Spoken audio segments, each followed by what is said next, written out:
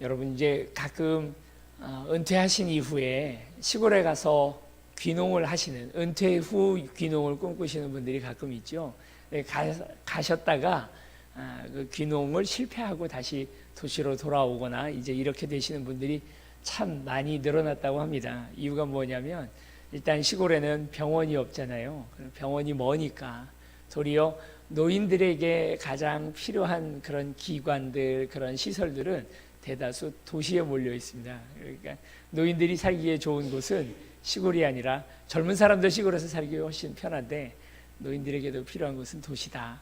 그리고 또 한 가지 우리가 생각하기에는 시골이 인심이 참 후하고 또 그들 사이에서 이렇게 정이 있고 하는 것들을 우리가 생각하고 시골을 가지만 의외로 그렇지 않다는 사실을 발견하고 그것 때문에 이제 놀라는 분들이 많이 있습니다. 저도 이제 시골에서 살았는데 시골이 인심 좋은 부분들도 있기는 있지만 그들 안에도 어떤 열등감이나 또 이런 부분들, 텃세나 이런 부분들 때문에 그래서 이렇게 밖에서 온 사람들에게 이렇게 후한 인심을 늘 보여주지는 않아요. 가서 이렇게 살다 보면 좀 깜짝깜짝 놀랄 때가 있고 어떻게 사람이 저럴 수가 있나 싶은 그런 행동이나 생각들을 하는 경우들이 있습니다.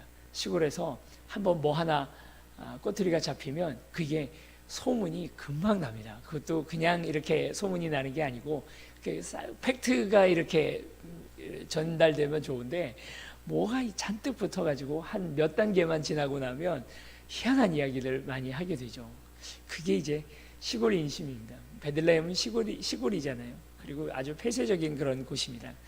그러니까 북이스라엘 같은 경우에는 좀 도시 문화라고 할 수가 있겠고 좀 더 열려 있는 그런 분위기라면 그 유다 쪽, 이 산지 쪽에 있는 유다 같은 경우는 아주 폐쇄적이고 그러다 보니까 우리가 생각하는 어떤 시골 마을하고 정서가 비슷하다고 생각을 하면 되죠. 나오미하고 룻이 돌아왔습니다. 데리고 갔던 남편 그리고 아들들 다 죽고 우리 정서대로 얘기하자면 베트남 처녀와 같은 그런 룻을 이방 여자죠. 데리고 두 여자가 딱 돌아왔어요. 얼마나 입방아 찍기 좋습니까? 얼마나 나쁜 소문들 나기에 딱 좋은 상황이 지금 이 상황이죠. 처음에는 그렇게 좋은 땅, 좋았던 그 토지들을 다 팔아버리고 그리고 이방에 가서 뭔가 그 이방 나라 모압에 가서 뭘 좀 해보겠다고 가는 동안에 아마 또 그거 가지고도 이방아를 쪘겠죠. 얼마나 잘 되나 보자 했는데 10년 만에 돌아왔는데 알거지가 돼서 돌아온 거예요. 아무것도 안 남고 남편도 죽고 자녀도 다 죽었으니까 사람들 사이에서 얼마나 흉복이 좋습니까? 나오미가 돌아왔다 하고 베들레헴 전체 사람들이 다 나와서 이제 그거 보는데 나오미가 울며 불며 하는 이야기가 이제 더 이상 나를 나오미, 기쁨, 희락이라고 부르지 마라.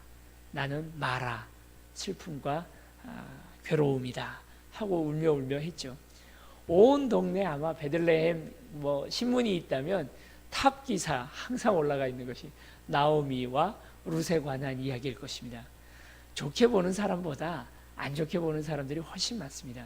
사람 마음은 심리학자들 연구를 해봤는데요.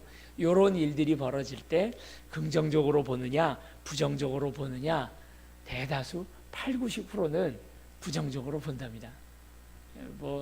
어떤 이슈가 벌어지면 사람은 항상 그걸 부정적인 걸 먼저 보려고 하는 습성이, 그런 못된 습성이 오늘 우리에겐 항상 있대요. 그래서 이 일도 아마 다 부정적인 소문이 잘 났겠죠. 이제 시어머니와 며느리 둘이서 그냥 방에 앉아서 이렇게 그냥 산 입에 거미줄 치랴 이렇게 굶어 죽을 수는 없으니까 당시 고대 중군동에서 여자 혼자 살아간다는 건 지금은 여권이 많이 신장되고 또 이제 경제 활동도 하고 하니까 얼마든지 여자 혼자서도 살아갈 수가 있습니다. 근데 사실은 우리나라도 단 100년, 200년 전만 해도 여성 혼자 이 땅 살아간다는 건 이건 보통 힘든 일이 아닙니다. 고대 중군동에서 여자 혼자 살아가려면 몸을 팔든지 아니면 구걸을 하든지 둘 중에 하나예요. 예수님이 가장 많은 관심을 가지고 있었던 우리의 이웃들, 불쌍한 이웃들에 관심이 많으셨는데 그 중에 하나가 고아와 과부와 객, 딱 이렇게 셋으로 대표되는 사람들에 대해서 예수님뿐만 아니라 그 이전의 율법도 굉장히 많은 관심을 가지고 이들을 살려주라고, 이들이 살 수 있도록 해주라고 그렇게 말씀을 여러 번 하시죠. 이 알거지가 된 룻이 할 수 있는 일은 무엇이냐면 이제 나가서 구걸을 해야 되는 입장이죠. 마침 그때가 보리타작하는 때입니다. 베들레헴, 이 베들레헴이라는 지역이 원래 무슨 뜻인가요? 그 지명 이름 자체가 떡집이라는 뜻이잖아요.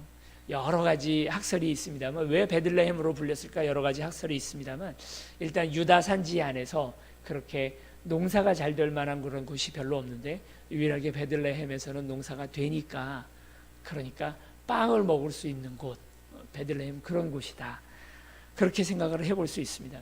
그곳에서 이제 보리타작을 합니다. 여러분, 그래도 농촌 인심이 한번 후해질 수 있는 때가 있다면 그때가 언제냐면 추수하는 때겠죠. 다들 온 동네 사람들이 같이 모여서, 우리나라의 그 풍경도 그렇지 않습니까? 품앗이를 해가면서 모내기를 하고 또 추수할 때도 다들 품앗이를 해가지고 한 집에 모여서 다들 도와줍니다. 그런 좋은 분위기 속에 그래도 나오미와 보아스가 온 거예요. 나오미, 이제 룻이 그 지역의 어느 밭을 이제 가서 이삭을 줍기 위해서 갑니다. 레위기에 보면 이삭을 줍도록 일부러 좀 내버려 두라고, 그래서 추수를 하다가 바닥에 떨어져 있는 이삭은 줍지 말라고 그렇게 이야기하고 있습니다. 우리 레위기 19장 말씀 우리 잠시만 한번 찾아보겠습니다.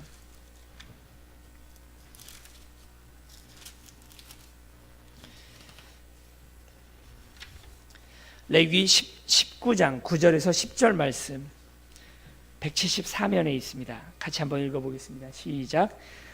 너희가 너희의 땅에서 곡식을 거둘 때에 너는 반 모퉁이까지 다 거두지 말고 내 떨어진 이삭도 줍지 말며 내 포도원의 열매를 다 따지 말며 내 포도원에 떨어진 열매도 줍지 말고 가난한 사람과 거류민을 위하여 버려두라. 나는 너희의 하나님 여호와이니라. 이 구절에 관해서는 하나님께서 특별히 애정을 가지시고 나는 너희의 하나님 여호와니라, 마치 도장 찍는 것처럼 꾹 찍어 놓은 하나님의 말씀이, 반 모퉁이, 그러니까 밭이 이렇게 있으면 그게 네모 반듯하게 경지정리가 잘 돼 있는 밭이 아니잖아요. 다 어떻게 보면 강원도의 그런 계단식 논밭처럼 그렇게 되어 있는데 그 중에는 어딘가 자투리 땅 같이 생긴 그런 구석구석들이 있을 수밖에 없는 거죠. 이게 타작마당에서 이렇게 타작을 할 때에 그 부분만큼은 다 매지 말라는 겁니다. 그리고 혹시 바닥에 떨어지는 이삭이 있다면 그건 줍지 말라는 거죠. 저도 어려서 그렇게 타작마당, 이제 요즘 한참 제탈곡들을 하고 있는데 그 타작마당에 가면 어린 저에게는 임무가 두 가지가 있습니다. 하나는 사업들이 소주병 아셔요? 요만한 병이 있는데 거기에다가 메뚜기 잡아서 메뚜기 잔뜩 이제 채워가지고 오면 이제 어머니가 그걸 튀겨주고 하셨습니다. 그거 하나 하는 것하고 이삭 줍는 거예요. 이렇게 하다 보면 여러 개 떨어져 있잖아요. 그걸 주워오면 꽤나 많이 줍습니다. 그날 그 밭 논 뭐 한 이 정도 된다 하더라도 거기서 주워오는 게 꽤 있죠. 그걸 하나님의 율법에는 절대 이제 줍지 말고 내버려두라는 겁니다. 그래서 이웃에서 가난한 사람들, 농사짓지 못하는 사람들, 그리고 또 논밭이 없는 사람들에게 그걸 내버려 두라고 그렇게 이야기를 해놨죠. 그래서 이제 나오미가 룻이 그것을 이제 줍기 위해서 이제 나가게 됐는데, 여기 어떤 말씀이 나오냐면 4절 말씀에 마침 보아스가 베들레헴에서부터 3절 말씀이 3절 룻이 가서 베는 자를 따라 밭에서 이삭을 줍는데 우연히 하필 보아스의 밭에서 이삭을 줍게 됩니다. 나중에 보면 보아스가 특별히 룻을 더 예뻐해서 룻에게 하는 이야기가 다른 밭엔 가지 말라 하고, 그리고 그 밭을 베고 있는 그런 일꾼들에게 꾸짖지 말라, 꾸중하지 말라, 이 룻을 괴롭히지 말라 하고 이야기를 해놓는 거, 신신당부를 해놓는 거 보면 다른 밭에 갔으면 100% 쫓겨났어요. 꾸짖음을 당했고 여러 가지 어려움을 당했을 것입니다. 그 팍팍한 시대잖아요. 이때가 그 사사들의 시대에 누구나 다 풍족하지 못하던 시대, 요즘 우리말로 하면 IMF 때와 같이 가장 인심이 사나울 수밖에 없던 바로 그때가 이 사사들의 시대잖아요. 그때 이방 여자, 그것도 우리나라 사람도 아니고 다른 나라에서 온 그런 이방 여자가 그러고 있으니까 이게 분명히 욕먹고 쫓겨날 수밖에 없는 상황이거든요. 그런데 하필 우연히 그 이삭 줍는 것을 보아스의 밭에서 그렇게 하게 됩니다. 우리는 이 우연이라는 단어를 우리 믿는 사람들은 섭리라고 부르죠. 하나님의 섭리, 하나님의 특별한 뜻이 있어서 이렇게 됐다는 것입니다. 사실 룻기 전체에서 아주 드라마틱한 어떤 놀라운 일이 벌어지죠. 나오미와 룻과 같이 알거지가 돼서 온 사람이 결국은 하나님 뜻 안에서 든든한 한 가정을 이루고 나중에 다윗, 솔로몬, 예수 그리스도로 이어지는 족보에 이르게 되는 이야기니까 엄청난 이야기입니다. 그런데 이 이야기는 구약 성경에 나와 있는 다른 성경들과는 너무도 다르게 뭐 다니엘 아니면 사무엘 상하, 열왕기 상하에 나오는 것과 너무도 다르게 아무런 초자연적인 기적에 관한 이야기가 없어요. 기적이 아닙니다. 단 한 가지 하나님의 섭리가 어디에 딱 나타나냐면 바로 이 부분이죠. 보아스의 밭에 우연히 간 거예요. 하나님이 인도해 주셔서 하필 이삭을 줍는데 보아스의 밭에 간 것입니다. 뭔가 금은보화가 쏟아지고 하늘이 열려서 만나가 쏟아지는 그런 엄청난 기적에 의해서 이 두 사람이 산 게 아니라 그저 좋은 사람 만난 것, 그 만남이 하나님의 뜻이었던 것입니다. 여러분, 오늘 우리는 눈에 보이는 어떤 엄청난 기적을 기대하고 이것이 하나님의 섭리라고 그렇게 생각할지 몰라도, 그러나 오늘 성경이 분명 우리에게 가르쳐주는 가장 큰 복은 만남의 복입니다. 어떤 초자연적인 기적보다도 훨씬 더 놀라운 기적은 보아스 같은 사람이 그 땅에 살고 있었다는 것, 그리고 그를 만났다는 것이죠. 그 시절에, 사사들의 시절에 다들 자기 뜻대로 자기 주관에 오른 대로 살아가던 무법천지 그 사사들의 시절에, 특별히 베들레헴은 어제도 말씀드렸던 것처럼 그 사사기 마지막 부분에 보면 가장 어떻게 보면 흑암이 심했던 곳이 바로 베들레헴이고 무법천지였고, 하나님의 말씀은 흔적도 찾아볼 수 없는 자리가 베들레헴이었는데, 그 베들레헴에 보아스 같은 하나님의 말씀 붙들고 사는 사람이 있었다는 게 그게 기적인 거죠. 불의한 시대에 믿음 붙들고 살아간다는 것이, 신실하게 진실하게 그렇게 거룩하게 살아간다는 것이 얼마나 힘든 일입니까? 보아스는 어떤 사람입니까? 이제 뒤에 보면 나옵니다. 4절에 마침 보아스가 베들레헴으로부터 와서 베는 자들에게 이르되, 인사를 하는 겁니다. 여호와께서 너희와 함께 하시기를 원하노라. 간단한 인사가 있잖아요. 우리도 다 알죠. 이스라엘의 간단한 인사, 샬롬 이렇게 인사하잖아요. 근데 그게 아니고 여호와께서 너희와 함께 하시기를 원하노라. 아주 풀 문장입니다. 한 사람에게 축복을 빌어주고 인사를 하는, 모든 사람들이 만나는 모든 이들에게 이렇게 인사하기는 어렵죠. 여호와께서 너희와 함께 하시기를 원하노라. 그렇게. 여러분, 우리 새벽이지만 화장도 안 했고 지금 몰골이 말이 아니지만 우리 옆에 있는 분들과 함께 이렇게 한번 인사 나눠보시겠습니다. 여호와께서 너희와 함께 하시기를 원하노라. 집사님과 함께 하시기를 원하노라. 새벽 기도 때 불문율이 있습니다. 절대 인사시키지 말자. 왜냐하면 여기 다들 이제 눈곱만 떼고 이제 오셨거나 뭐 그런 분들이 있기 때문에 인사 안 하죠. 여호와께서 너희와 함께 하시기를 원하노라. 이 인사를 이렇게 합니다. 이 인사 안에 예의를 다 지키는 거예요. 만약에 이 보아스가 누군가 다른 유력한 사람에게 이런 인사를 한다, 우리 전혀 어색하지 않습니다. 아니 뭐 자기의 윗사람들, 그러니까 뭐 좀 그의 부모에게라든지 아니면 또 뭐 왕이라든지 이런 분들에게 이렇게 인사를 했다 그러면 전혀 어색하지 않습니다. 근데 지금 보아스가 누구에게 인사를 건네는 겁니까? 자기 하인들에게 이렇게 인사를 하는 거예요. 자기 하인들. 그 하인들보다도 윗사람이 하나 있습니다. 사환이라고 불리는 사람이 그 보면 보아스에 관해서 얘기하는. 그러니까 보아스 주인의 입장에서는 두 단계나 밑에 있는 자기 그 사람들에게 얘기하는 거죠. 요즘 뉴스에서 가장 또 이렇게 그 이슈가 됐던 그 단어 중에 하나가 뭐냐면 갑질이라는 말입니다. 갑질. 그러니까 이 말은 갑과 을이 있고 갑을 잡는 사람, 그러니까 계약 관계라든지 아니면 직장에서라든지 이런 데서 훨씬 더 유리한 측면의 위치를 잡고 있는 사람이, 그러니까 을에게, 그래서 그 불리한 위치에 있는 사람들에게 자기 성격, 자기 인격의 밑바닥을 드러내는 그런 모습들을 우리가 갑질이라고 그렇게 얘기를 하죠. 군대에도 가면 그래도 몇 달 더 빨리 군대 왔다는 게 무슨 벼슬이라고, 그래서 자기가 선후배라고 하고, 그래서 자기보다 몇 달 더 늦게 들어온 군인들에게 폭력을 행사한다든지 아니면 자기 인격의 밑바닥을 다 드러내 보여주는 그런 일들이 왕왕 있잖아요. 우리가 그런 걸 갑질이라 얘기를 합니다. 그렇게 합니다. 사람들이 윗사람에게나 자기 동기들에게나 자기가 어려워하는 사람들에게는 자기 인격을 최대한 가장하고 최대한 예의를 갖추죠.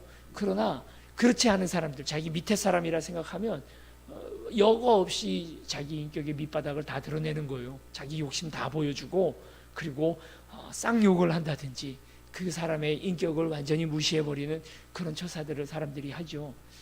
그런데 오늘 보아스는, 당시에는 이분이 고용주가 되고 그리고 고용인이 피고용인이 되는 것이 아니라 하인입니다. 종이라고요.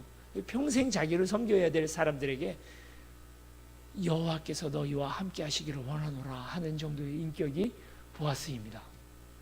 너무나 훌륭하죠.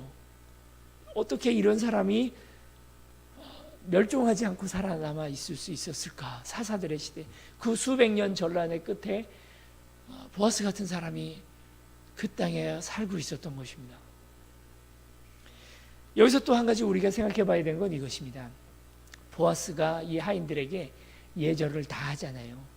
예의범절이라는 것이 아무것도 아닌 것 같지만 우리나라를 동방예의지국이라고 이야기를 합니다만, 그러나 서양 사람들은 우리나라를 뭐라고 얘기하냐면 그 상향 예절은 있다는 거예요. 하향 예절은 없다는 겁니다. 이게 과연 동방예의지국이냐? 위에다 대고 하는 것, 우리 윗사람들에게 하는 예의는 다 있습니다. 절도 아주 깍듯하게 하고, 그리고 뭐 때마다 뭐 갖다 드리는 선물도 있고, 그런 예의에 대해서는 굉장히 중요하게 생각합니다. 그러나 밑에 사람에 대한 예의, 부모가 자녀에게 하는 예의, 자녀가 부모에게 하는 예의는 있습니다만 부모가 자녀에게 하는 예의에 대해서는 우리 다 잊어버리고 살았다는 거죠. 사실 조선시대 예법을 보면 밑에 사람에 대한 예의도 분명히 있습니다. 잘 지켰어야 하거든요. 그런데 어떻게 일제시대 지나고 어떻게 하다 보니까 우리가 하향 예의절에 대해서는 다 잊어버렸어요. 지금 오늘 보아스는 그 밑에 사람에게 예절을 다 합니다. 예절이 우리에게 우리의 사회 안에서 주는 가장 좋은 그 점은 무엇이냐면 거리 띄우기입니다. 너무 거리가 가까워지면요 도리어 상처 많이 받아요. 허물 없는 사이, 막역한 사이가 상처 주기 가장 좋은 사이입니다. 그냥 쉽게 얘기하는, 그래서 존칭어도 쓰지 않고 얼마든지 그냥 그렇게 쉽게 내 속에 있는 모든 이야기들을 다 꺼낼 수 있는 사이에 가장 상처 많이 주죠. 누구에게 가장 상처 많이 받습니까? 그래서 부모에게 제일 상처 많이 받죠. 그리고 자기 바로 옆에 있는 가장 친한 사람에게 상처받습니다. 예절이 우리에게 주는 가장 큰 유익은 그 사람과 내가 그렇게 서로 상처 주고 내 인격의 밑바닥을 드러낼 만큼 그렇게까지 서로 친하지 않을 수 있도록 거리 띄우기를 해주는 것이 바로 예절입니다. 교회에서나 아니면 오늘 우리가 소중히 여기는 공동체 안에서는 반드시 예의가 있어야 되는 거죠. 그걸 넘어서는 순간 오늘 우리가 또 더 많은 상처를 주고 어려워지게 됩니다. 보아스는 그의 그 종들에게, 하인들에게 최대한의 예절을 다 갖추어 줍니다. 그렇게 하고 가만히 보니까 룻이 타작마당에서 이삭 죽고 있는 거예요. 저 여자 누구냐? 그랬더니 이제 사환이 이야기를 해줍니다. 바로 나오미의 며느리 룻입니다. 그 이야기를 듣고 이제 보아스가 그의 하인들에게 명령하는 명령이 무엇이냐면 이삭을 일부러 흘려주라는 거예요. 그리고 이삭을 줍고, 그리고 저 소녀가 여기서 이삭 줍는 것을 방해하지 마라. 그리고 룻을 불러서는 점심도 우리랑 같이 먹자. 그리고 우리 밭 말고 다른 밭엔 가지 마라, 이렇게 얘기를 합니다. 다른 밭에 가면 어떤 순환을 당하게 될지 너무 잘 아니까 그렇게 해주는 것입니다. 이유가 이게 뭐냐면 아까도 보았던 것처럼 레위기에 나오는 이 사람들에 대한 이삭 죽지 말라고 하는 하나님의 말씀을 그대로 지키고 있는 것이죠. 누군가 어떤 한 남편이 아내와 처음 결혼을 해서 아내를 너무나 사랑했다는 거죠. 너무나 기쁘고 그 아내와 함께 살아간다는 것 자체가 너무 기뻐서 아내에게 약속을 하는 것입니다. 내가 아침 점심은 어떻게 하지 못하더라도 저녁 설거지만큼은 내가 하겠다. 얼마나 고맙습니까? 그래서 그 신혼 기간 동안에는 계속 설거지를 본인이 하는 거예요. 설거지를 본인이 하면서도 마음에 기쁨이 있고 즐거움이 있고 사랑으로 하니까 뭐든지 다 즐겁죠. 근데 그 사랑이 얼마나 가겠습니까? 오래 가야 3년이죠. 3년 정도 지나고 나니까 이제 남편이 그 아내에 대한 사랑이 예전만 못한 거예요. 설거지를 하기는 합니다. 약속은 한 거니까 설거지는 하지만 전처럼 기쁘진 않습니다. 오늘 우리도 사랑은 빠지고 약속만 남아있는 상태. 하나님의 율법의 가장 중요한 핵심은 두 가지입니다. 하나님 사랑, 이웃 사랑이죠. 그런데 그 사랑은 싹 빠지고 문자만 남아있는 율법, 오늘 우린 그것을 율법주의라고 얘기합니다. 예수님께서 오셨을 때 바리새인들을 보면서 그 당시에 신앙생활 한다는 사람들을 보면서 가장 마음 아파하고 또 화를 내셨던 부분이 바로 그거거든요. 율법은 남아있는데 행위는 있는데 그 안에 진짜 정신, 사랑은 없는 상태. 여러분 이렇게 한번 생각을 해보시면 어떨까요? 율법도 없고 사랑도 없는 사람이 더 나쁜 사람일까요? 율법은 남아있는데 사랑이 없는 사람이 더 나쁜 사람일까요? 율법이라도 있으니까 그래도 어떤 행위는 하잖아요. 그게 더 좋을 것 같은데 예수님이 가장 공격했던, 가장 화를 내시고 분노하셨던 사람이 율법은 남아있는데 사랑은 없는 사람입니다. 당시 사사시대 어떤 시대입니까? 사랑도 율법도 아무것도 없던 때죠. 그때 보아스는 율법도 있고 사랑도 있는 사람이었습니다. 사랑의 마음으로 기꺼이 율법을 지키던 분이 바로 보아스였던 것이죠. 영혼이 없는 사람처럼 사랑 없는 율법, 사랑 없는 말씀은 아무것도 아닙니다. 그런데 사랑과 율법이 만나서 이것이 이제 사랑과 율법이 만나는 순간 이 안에 놀라운 화학적 반응이 일어나서 기적 같은 일들이 벌어지게 되는 거죠. 말씀만 있는 게 아니라 사랑이 같이 있어야 여기에는 엄청난 기적들이 일어나게 됩니다. 늘 오늘 우리 안에 하나님 사랑하는 마음, 이웃 사랑하는 마음이 같이 있어서 이것이 오늘 우리 하나님의 말씀과 같이 만나서 놀라운 역사가, 기적 같은 역사가 오늘 우리 삶에서 늘 일어나는 저와 여러분들이 되시기 바랍니다. 신실하게, 진실하게, 거룩하게 우리가 늘 잃지 않고 잊지 않고 그 길을 간다면 오늘 우리도 우리 스스로를 정말 IMF 때와 같이 힘들고 어려운 그 시절에 사사들의 시절에 그래도 우리 사랑 놓지 않고 말씀 붙들고 이 땅 살아간다면 그때는 오늘 우리에게 하나님께서 이 말씀이 사회가 공동체가 어려운 사람들을 어떻게 품고 나아갈 수 있는지 그 길들을 오늘 우리에게 열어주지 않겠습니까?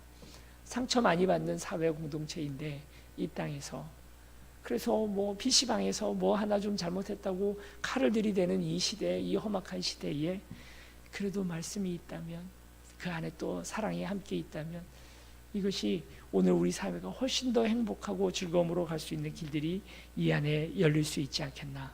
우리가 보아스의 삶을 닮아가는 저와 여러분들이 되시기 바랍니다. 우리 같이 찬양하고 또 기도하고 주님 앞에 나아가기를 원합니다. 하나님, 신실하고 진실하게 거룩하게 이 땅 살아갈 수 있도록 도와주시옵소서. 이 땅에서 내가 다른 사람들과 같이 신뢰도 다 잃어버리고 오늘은 하나님 사랑하지만 또 내일은 그렇지 못한 모습으로 살아가는 오늘 우리가 아니라 내 안에 진심도 있고 말씀도 있는 우리가 되게 하여 주시옵소서. 신실하게 진실하게 거룩하게 살게 하소서. 신실하게 진실하게 거룩하게 살게 하소서. 신실하게 진실하게 신실하게 진실하게 거룩하게 살게 하소서. 신실하게 진실하게 거룩하게 살게 하소서. 하나님 하나님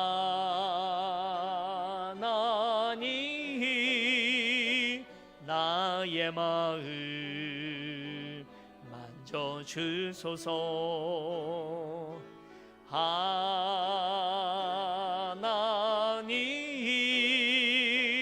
나의 영혼 새롭게 하소서. 신실하게 진실하게 신실하게 진실하게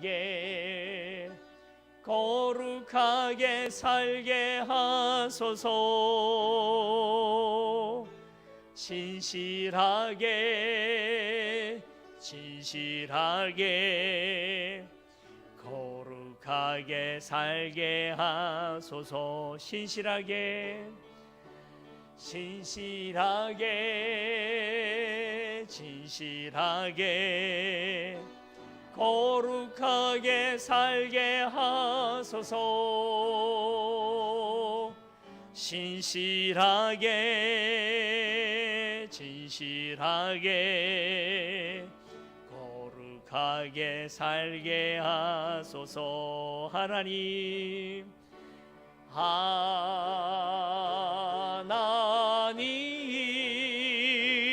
나의 마음 만져주소서.